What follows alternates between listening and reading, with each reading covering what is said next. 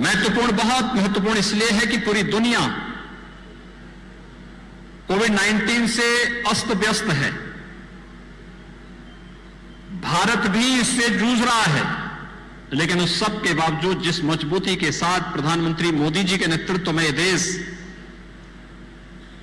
भारत के स्वाभिमान और सम्मान को बनाए रखते हुए भारत के 135 करोड़ लोगों के जीवन को सुरक्षित रखते हुए उनके सम्मान को बढ़ाते हुए जिस मजबूती के साथ कार्य कर रही है वह तो अद्भुत है, अभिनंदनीय है ही। लेकिन देशवासियों को और पूरी दुनिया के अंदर भारत भक्तों को जो वर्षों से तमन्ना थी और जीवन के लिए जिन्होंने अपना पूरा जीवन समर्पित कर दिया था, कई पीढ़ियां खप गई, मिट गई और सबके मन में एक ही तमन्ना थी कि हम अपने आराध्य भगवान श्री राम के भव्य मंदिर के निर्माण कार्य को अपनी आंखों से एक बार देख लेते तो हमारा जन्म और जीवन धन्य हो जाता। वह कार्य प्रधानमंत्री मोदी जी के कारण आज सफल हुआ है। इस अवसर पर मैं आप सबका हृदय से बधाई देता हूं। उत्तर प्रदेश वासियों की ओर से और सभी श्रद्धालु भक्तों की ओर से प्रधानमंत्री मोदी जी का अभिनंदन करता हूं, उनका आभार व्यक्त करता हूं कि उनकी प्रेरणा से, उनके मार्गदर्शन से, उनकी रणनीति से आज 5 सदी का वह संकल्प पूरा होता हुआ देश और दुनिया देख रहा है जिसकी हमारी कई पीढ़ियों को प्रतीक्षा थी। इसलिए मैं उन सभी पीढ़ियों की ओर से भी प्रधानमंत्री मोदी जी का हृदय से अभिनंदन करता हूं और उनके प्रति आभार भी व्यक्त करता हूं। भाइयों बहनों, मैं विगत वर्ष तक जब भी अयोध्या आता था, हमारे पूज्य संतों का भी और भक्तों का भी एक ही आग्रह रहता था। वे एक ही बात कहते थे कि योगी जी, जब भी मैं यहां बोलने के लिए खड़ा होता था तो मैं कुछ विकास के कार्यों के साथ अयोध्या को जोड़ने के लिए आता था, लेकिन आवाज एक ही आती थी कि योगी जी, काम की बात मत करो, अयोध्या में राम मंदिर का निर्माण करो। एक ही आवाज हमें हर जगह से सुनाई देती थी। और भाइयों बहनों, भारत माता के लाल, देश के यशस्वी प्रधानमंत्री नरेंद्र मोदी जी ने इस देश के संकल्प को पूरा किया है और स्वयं कोरोना कालखंड में कोविड-19 के सभी प्रोटोकॉल का पालन करते हुए स्वयं समय देकर के वे अयोध्या धाम पधारे और अयोध्या में आकर के प्रभु श्री राम के भव्य मंदिर के निर्माण कार्य का शुभारंभ अपने कर कमलों से प्रारंभ करके प्रधानमंत्री मोदी जी ने देश और दुनिया को राम राज्य की उस परिकल्पना का स्पष्ट संदेश दिया जो पिछले 6 वर्षों से इस देश के अंदर गांव के लिए, गरीब के लिए, किसान के लिए, नौजवान के लिए, महिलाओं के लिए और समाज के प्रत्येक तबके के लिए अपने एक क्षण जिसके लिए उन्होंने समर्पित किया और जिसके लिए उन्होंने पूरा जीवन लगा दिया, वह इस देश ने देखा है।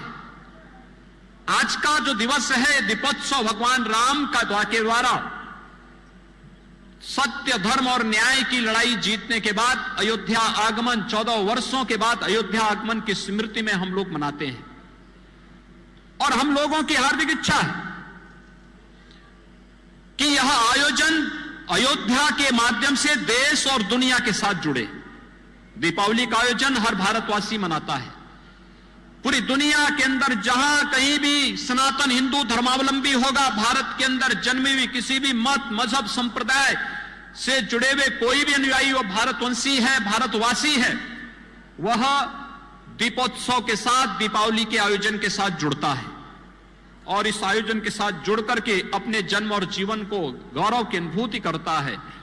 और हम लोगों को इस आयोजन को अयोध्या धाम के माध्यम से देश और दुनिया तक पहुंचाना है, जिससे अयोध्या की अच्छी ब्रांडिंग भी हो सके और मर्यादा पुरुषोत्तम भगवान श्री राम जन जन के आराध्य के रूप में, इसी प्रकार से पूज्य रूप से सबके सामने उसी रूप में दीपोत्सव के माध्यम से आशीर्वाद देते रहे हैं, जो हजारों वर्षों से हमारे पूर्वजों को और इस धराधाम के प्रत्येक नर नारी को उनका आशीर्वाद प्राप्त होता रहा है। और उस संकल्पना को आगे बढ़ाने के दीपोत्सव के कार्यक्रम को जब आगे बढ़ाने की प्रेरणा आदरणीय प्रधानमंत्री मोदी जी के माध्यम से, क्योंकि प्रधानमंत्री जी सदैव इस बात को कहते हैं कि कार्य कोई भी हो इस प्रकार का होना चाहिए जो कार्य वास्तव में अन्यों के लिए प्रेरणादायी भी हो और एक अमिट छाप छोड़ने के साथ साथ अन्यों को भी प्रेरित कर सकें। और दीपोत्सव का कार्यक्रम इसीलिए अयोध्या के साथ जोड़ करके हम लोगों ने अयोध्या के संकल्प को पूरा करने के लिए, आगे बढ़ाने के लिए, राम राज्य की उस परिकल्पना को आगे बढ़ाने के उस संकल्प को किया, आगे बढ़ाया है, जिसकी इस देश को आजादी के बाद से प्रतीक्षा थी। याद करिए, देश के अंदर राम राज्य की हमने परिकल्पना जब की, एक ऐसा राज्य जिसमें व्यक्ति व्यक्ति के बीच में जाति के नाम पर, मत, संप्रदाय, पंथ या मजहब के नाम पर, धर्म के नाम पर कोई भेदभाव न हो, किसी प्रकार का भेदभाव न हो। आजादी के बाद आपने पहली बार इस बात को देखा होगा जब एक एक योजना को 2014 के बाद चलाने के बाद उसका आधार जाति, क्षेत्र, भाषा, मत, मजहब न बनकर के उसका आधार गांव बना, किसान बना, नौजवान बना, महिलाएं बनी, समाज का प्रत्येक तबका बना और राम राज्य की उस आदर्श परिकल्पना को, चाहे गरीबों के लिए घर घर में शौचालय बनाने का कार्य हो, उसके माध्यम से नारी गरिमा के साथ साथ स्वास्थ्य की आदर्श परिकल्पना को हम चरितार्थ कर सकें, यह कार्य हो या प्रत्येक गरीब को एक एक घर देने का, घर घर में रोशनी देने का, उज्ज्वला योजना के माध्यम से 4 करोड़ परिवारों को बिजली पहुंचाने का कार्य हो, या फिर नारी गरिमा का सम्मान रखने के लिए प्रत्येक परिवार को रसोई गैस के निःशुल्क कनेक्शन देने का कार्यक्रम रहा हो, आरोग्यता के लिए आयुष्मान भारत के अंदर, प्रधानमंत्री आयुष्मान भारत के अंदर हर गरीब को 5 लाख का प्रतिवर्ष स्वास्थ्य बीमा का कवर देने का हो, या इस कोरोना कालखंड में आपने देखा होगा देश के 80 करोड़ लोगों को निःशुल्क खाद्यान्न उपलब्ध कराने का कार्य, और देश के अंदर पोर्टेबिलिटी के माध्यम से अयोध्या का वासी अगर वह मुंबई में, बेंगलुरु में, अहमदाबाद में या देश के अंदर कहीं भी है, अगर उसने अयोध्या में राशन कार्ड बनाया है तो उस राशन कार्ड से देश के अंदर कहीं भी राशन लेने की सुविधा प्राप्त कर सकता है। यह सुविधा अगर किसी ने उपलब्ध कराई है, प्रधानमंत्री मोदी जी ने उपलब्ध कराई है, और इसमें जाति, क्षेत्र, भाषा, मत और मजहब के आधार पर किसी के साथ कोई भेदभाव नहीं किया गया। कोरोना कालखंड में कितना बड़ा कार्य हुआ, सबको बचाने के बावजूद सेवा के कार्यों को आगे करने के साथ साथ विकास थमने नहीं देंगे, रुकने नहीं देंगे, कार्यक्रम अनवरत चलते रहेंगे, और ये कार्यक्रम भी निरंतर चलते रहे, चल रहे हैं। आपने देखा होगा आज केंद्रीय वित्त मंत्री जी का वक्तव्य भी सामने आया है। उन्होंने साफ कहा कि अर्थव्यवस्था अपनी पुराने स्वरूप में फिर से आकर के द्रुत गति से आगे बढ़ रही है। ये विकास की इस प्रक्रिया को आगे बढ़ाने का कार्य आज अगर हम उत्तर प्रदेश में सफल हो रहे हैं, हमने कुंभ को वैश्विक स्तर पर ले जाकर के एक सफल, स्वच्छ और सुरक्षित कुंभ के रूप में पूज्य संतों की भावनाओं के अनुरूप अपने आयोजन को इस रूप में प्रस्तुत किया, तो इसकी प्रेरणा, इसका मार्गदर्शन भी प्रधानमंत्री मोदी जी का था। अगर आज हम दीपोत्सव के कार्यक्रम को वैश्विक स्तर पर पहुंचाने में सफल हुए तो इसके पीछे भी प्रेरणा और मार्गदर्शन प्रधानमंत्री मोदी जी का था।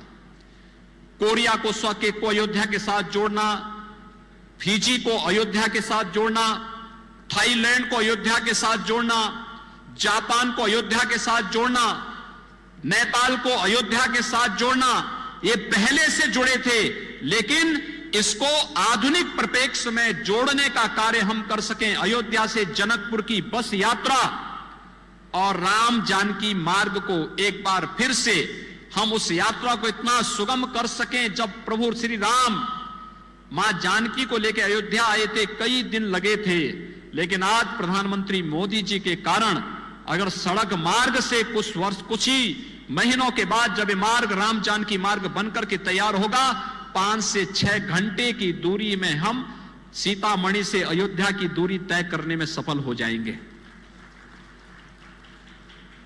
जब भरत जी को भगवान राम से मिलने के लिए चित्रकूट जाना पड़ा था, उनको भी कई दिन लगे थे, लेकिन आज राम वनगमन मार्ग प्रधानमंत्री मोदी जी के कारण और उत्तर प्रदेश में हमारा पीडब्ल्यूडी मंत्रालय मिलकर के इस कार्यक्रम को ऐसा बनाना चाहता है कि हम आने वाले समय में मात्र 3-3.5 से 4 घंटे के अंदर अयोध्या से चित्रकूट धाम पहुंचने में सफल हो जाएंगे। यह है कार्य की परिकल्पना कैसे होती है। पूरी रामायण सर्किट की परिकल्पना को साकार करके जहां जहां प्रभु के चरण धरे गए, हम वैश्विक पटल पर उसे एक पर्यटन केंद्र के रूप में विकसित करके श्रद्धालुओं की श्रद्धा का भी सम्मान करेंगे और पर्यटकों को भारत की प्राचीन परंपरा और संस्कृति के साथ जोड़ने का कार्य भी करेंगे। ये मार्गदर्शन और प्रेरणा प्रधानमंत्री मोदी जी की रामायण सर्किट के रूप में, कृष्णा सर्किट के रूप में, आध्यात्मिक सर्किट के रूप में अलग अलग धामों को अलग अलग रूप में जोड़ने का कार्य किया जा रहा है। और यह कार्य जिस रूप में होता हुआ दिखाई दे रहा है, अयोध्या के अंदर पंचकोसी परिक्रमा, 14 कोसी परिक्रमा, 84 कोसी परिक्रमा, पिछली सरकारें इन परिक्रमाओं को रोकती थी और आज की सरकारें, प्रदेश की हो या केंद्र की सरकार, इन परियोजना कोसी, पंचकोसी, 14 कोसी, 84 कोसी परिक्रमा की इस परिक्रमा के लिए हमारे पूज्य संतों के लिए और भक्तों के लिए दोनों के पैरों में छाले न पड़े, बल्कि प्रभु नाम का स्मरण करते करते वो लोक कल्याण के लिए, राष्ट्र कल्याण के लिए अपने आप को समर्पित कर सकें। इस भाव के साथ इन सभी पंचकोसी, 14 कोसी और 84 कोसी के क्षेत्रों में पर्यटन विकास की उन सभी संभावनाओं को विकसित करने के लिए पूरी ताकत के साथ कार्य कर रही है। यह है सरकार का भाव। आज ये कार्यक्रम उसी तेजी के साथ आगे बढ़ रहे हैं। सरयू जी की अविरलता और निर्मलता ये किसी से छुपी भी नहीं, लेकिन राम जी की पेड़ी में पिछले 3 वर्षों के अंदर आपको परिवर्तन देखने को मिला होगा। पहले राम जी की पेड़ी में आप आते थे, पानी जमा रहता था, सड़ता रहता था, भक्तगण चाहते हुए भी स्नान नहीं कर पाते थे। और आज राम जी की पेड़ी में हमारा जल शक्ति विभाग और भारत सरकार का जल शक्ति मंत्रालय मिलकर के राम जी की पेड़ी को न केवल हम लोगों ने अविरल और निर्मल बना दिया है, बल्कि उसका विस्तार करते हुए इस साल 5,51,000 दीपक जल रहे हैं और अगले वर्ष के लिए आप ये मान करके चलिए ये 7,51,000 तक पहुंचने वाला है। आपने देखा होगा विस्तार हो गया पूरा घाट का।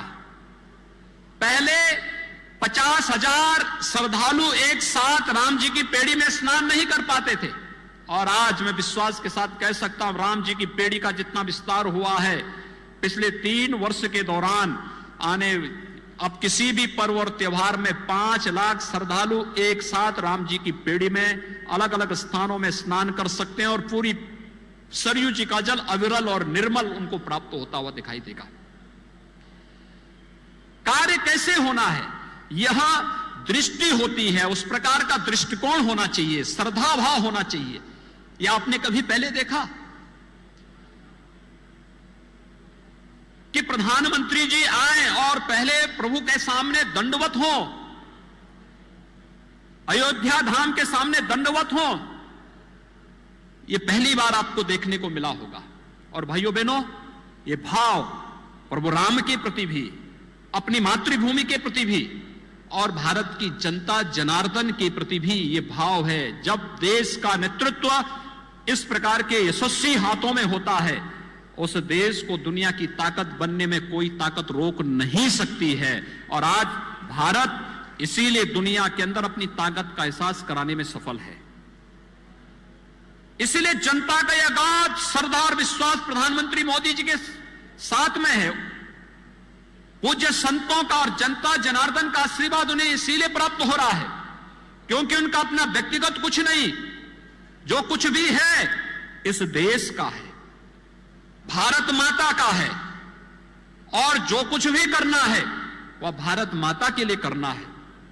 कुंभ की वैश्विक स्तर पर पहचान हो, काशी को वैश्विक स्तर पर पहचान हो, अयोध्या को वैश्विक स्तर पर पहचान हो, भारत के सनातन धर्म से जुड़े हुए मान बिंदुओं को वैश्विक पहचान दिलाना हो, या भारत के महापुरुषों को राष्ट्रीय और अंतर्राष्ट्रीय स्तर पर पहचान दिलाने का कार्य हो, ये पूरी मजबूती के साथ आज देखने को मिल रहा है।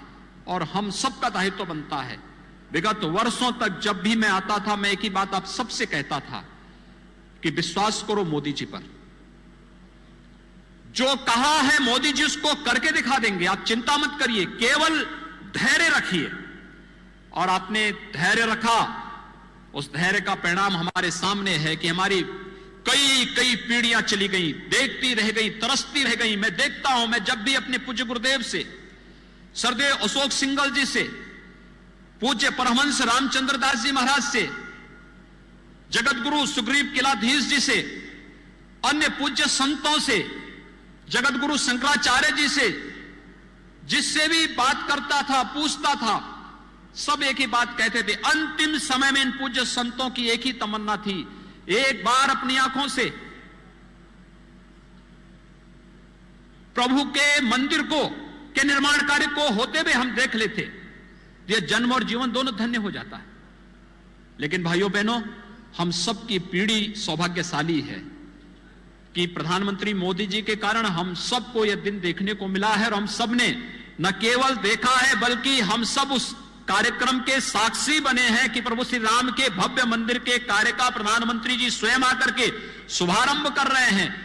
और कार्यक्रम का शुभारंभ करने के साथ साथ देश और दुनिया को एक नया संदेश उस राम राज्य का दे रहे हैं, जिस राम राज्य में भेद किसी के साथ नहीं, सम्मान सबका है, सुरक्षा सबको है। और उस सम्मान और सुरक्षा के भाव को मजबूती के साथ आगे बढ़ाने के लिए ही आज दीपोत्सव 2020 के इस कार्यक्रम में हम सब आपके साथ जुड़ रहे हैं। अयोध्या सचमुच प्रधानमंत्री मोदी जी की अब परिकल्पना है, अयोध्या को दुनिया की सबसे अच्छी नगरी के रूप में प्रस्तुत करना है। ये दुनिया की एक रामायण, वैदिक रामायण सिटी के रूप में दुनिया की सबसे खूबसूरत नगरी के रूप में अयोध्या को आगे बढ़ाना है। और मैं इसके लिए अयोध्या वासियों का और पूज्य संतों का आशीर्वाद मांगने के लिए भी आज विशेष रूप से आपके बीच में आया हूं। अयोध्या वासियों ने जो धैर्य का परिचय अब तक दिया है, याद रखना, राम के काम में किसी के साथ अन्याय नहीं है, किसी के साथ अन्याय नहीं है। राम के कार्य में तो न्याय ही न्याय है, इसलिए अन्याय के लिए कोई जगह नहीं। लेकिन अयोध्या को अयोध्या की पहचान तो मिलनी ही चाहिए, और उस पहचान को दिलाने के लिए ही आज प्रदेश और केंद्र दोनों सरकारें पूरी प्रतिबद्धता के साथ कार्य करना चाहती है।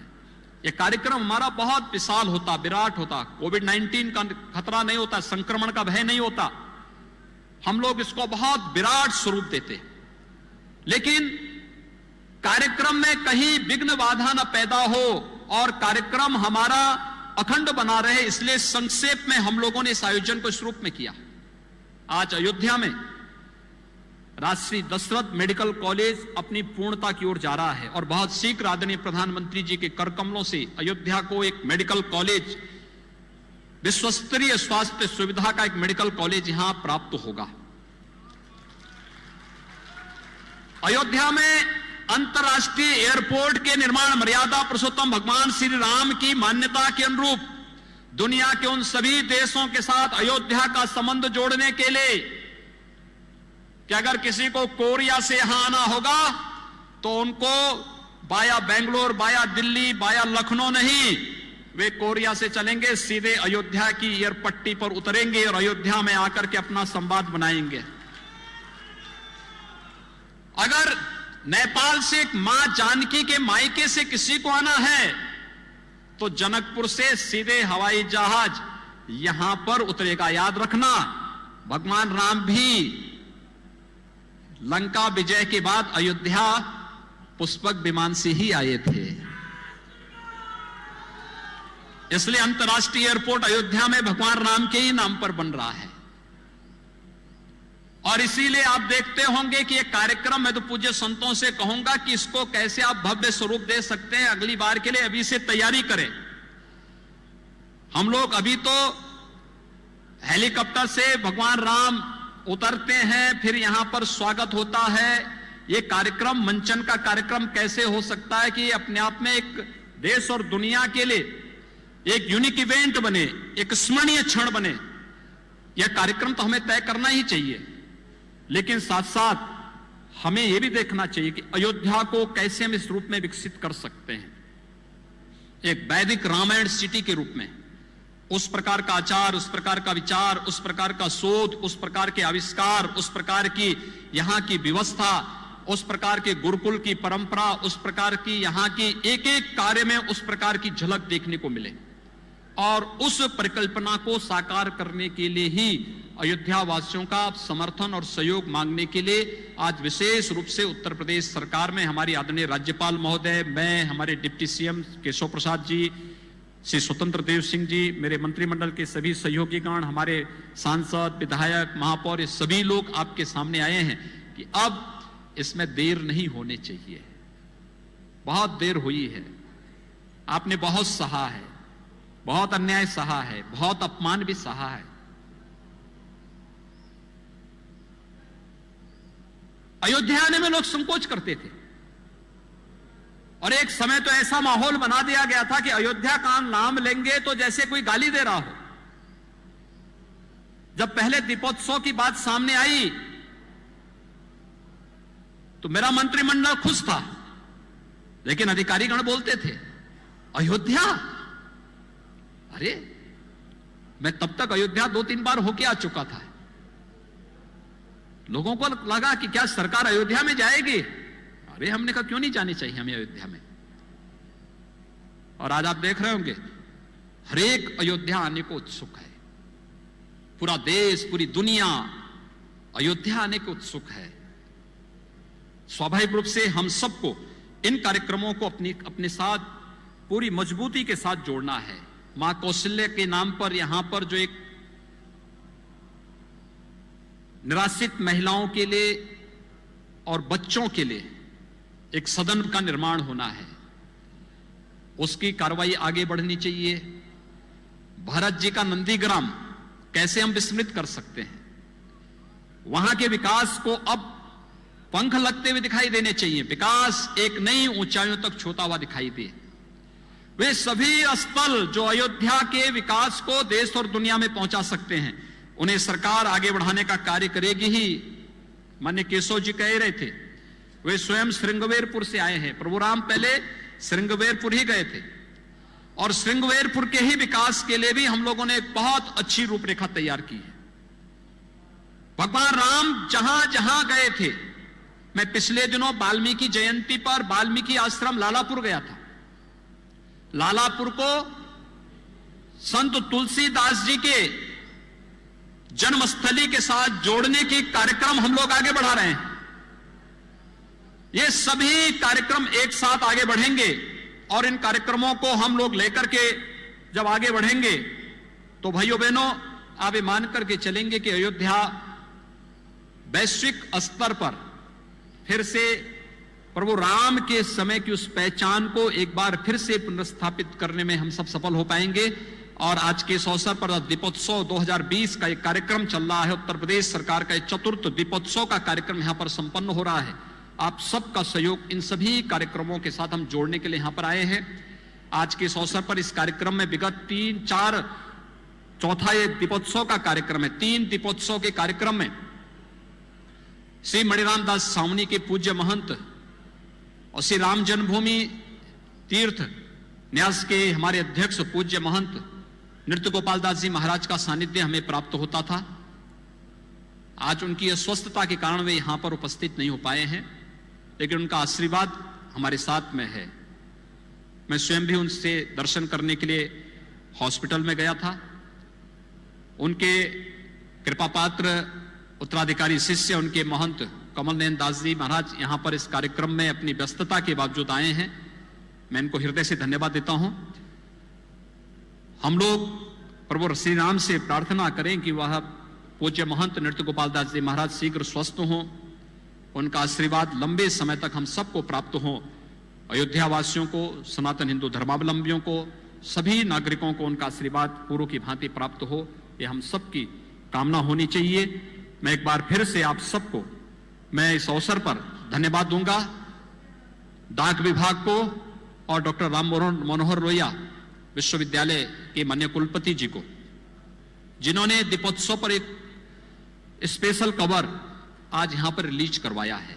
एक अच्छा कार्यक्रम हुआ है। हमें कुछ न कुछ स्मृतियां हर वर्ष की बनानी चाहिए और हर वर्ष इन कार्यक्रमों को, जैसे इस बार हमने किया है, अगले बार के लिए हम क्या कर सकते हैं, इसकी तैयारी अभी से पहले से ही हमें तैयार रखनी चाहिए। और कुछ न एक इवेंट बनते हैं, सभी हर एक को आगे बढ़ने के लिए प्रेरित होता है, उनको एक नई प्रेरणा प्रकाश प्राप्त होती है। आने वाले लोगों के लिए इन्हें धरोहर के रूप में, विरासत के रूप में सजोने का एक अवसर प्राप्त होता है। हम इन कार्यक्रमों को अनवरत रूप से आगे बढ़ा सकेंगे।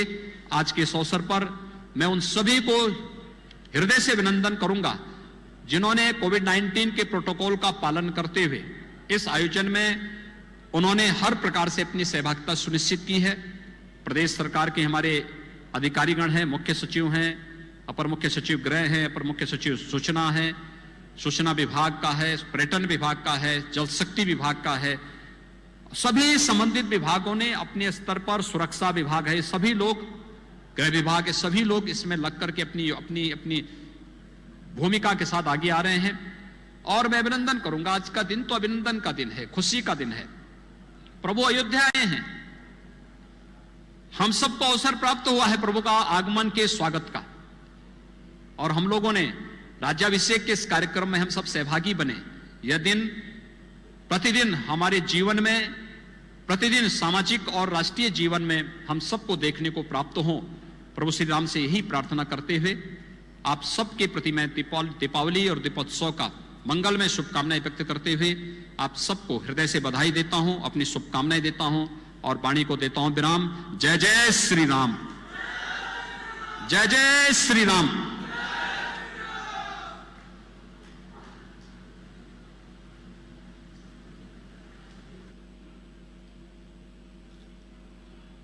बहुत बहुत धन्यवाद माननीय, आपके प्रेरणादायी उद्बोधन के लिए। हमेशा की तरह आज भी आपकी वाणी ने हमारे उस आत्मविश्वास को और पोषित किया कि शुभ संकल्प हमेशा सिद्ध होते हैं और होंगे भी। भगवान श्री राम हमारी भारतीय संस्कृति के, परंपरा के अधिनायक तो हैं ही, साथ ही वो भारतीय जनमानस के अभिन्न अंग भी हैं और इसीलिए वो हमारे अभिवादन में भी शामिल हैं और जीवन की अंतिम यात्रा के अंतिम सत्य का उद्घोष भी उनके नाम से ही होता है। और यही राम हमारे जीवन में कण कण में व्याप्त हैं और हमें आदर्श जीवन जीने की प्रेरणा देते हैं। और उन्हीं से जुड़ा ये दीपोत्सव जिसमें आज हम सब साक्षी हो रहे हैं, हमारा सौभाग्य है कि आज के इस आयोजन में अपनी गरिमामयी उपस्थिति से हमारे हर्षोल्लास को दुगुना किया है माननीय राज्यपाल महोदया, माननीय श्रीमती आनंदीबेन पटेल जी ने। हम बहुत ही आदर के साथ उनसे अनुरोध करेंगे कि वो कृपया मंच पर आएं और अपने आशीर्वचनों से हमें अनुग्रहित करें। माननीय राज्यपाल महोदया श्रीमती आनंदीबेन पटेल जी। जय श्री राम, जय जय श्री राम।